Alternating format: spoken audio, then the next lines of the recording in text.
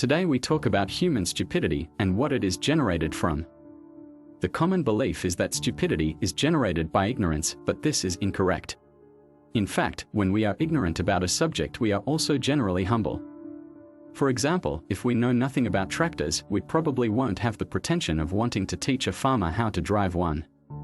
If we know nothing about plumbing and our kitchen sink has a leak, we will probably just call the plumber to fix it.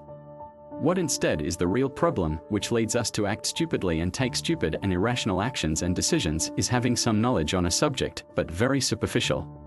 Maybe we have read a couple of books on a particular subject but without delving deeper, or we have read an article or watched a YouTube video and think we have all the answers to our doubts, when in fact we only know a small portion of what there is to know about that particular subject.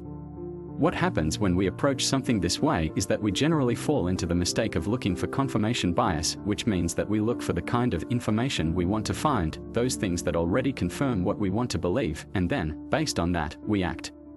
If we want to believe that eating fruit is bad for us, we will find 1,000 articles online that confirm that belief.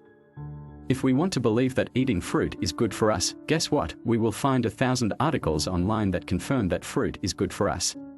Often we don't stop to evaluate the pros and cons of something objectively, we simply throw ourselves headlong into what we want to believe, which is often what is most convenient for us, what is to our advantage. And then very often things don't turn out the way we expected and we get into trouble, or we simply talk rubbish in a conversation. The problem is that when we become overconfident with the partial knowledge we have on a subject, we often believe we have all the answers, and this leads us into a state of excitement. We are convinced we know what to do and we dive into it with closed eyes. Maybe we start a business we shouldn't start, or a project we should stay away from. And we get burned out.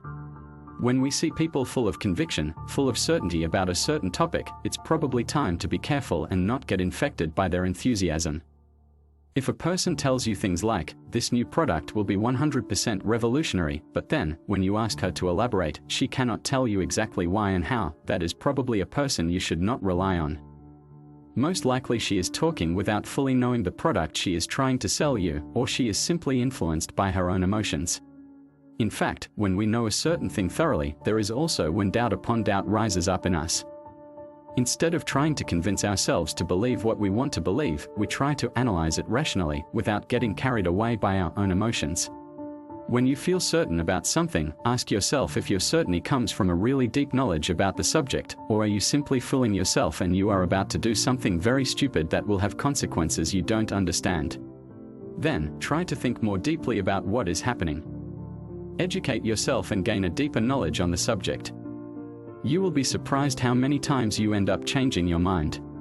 If you like the video and want to see other videos where we discuss the different theories of stupidity, I recommend these two videos, Dietrich Bonhoeffer's Theory of Stupidity and Why Stupid People Think They Are Smart, where I discuss the dunning-kruger effect. You can find them both on this channel. I invite you to subscribe to the channel and activate the notification bell if you haven't done so already, and wish you a wonderful rest of the day.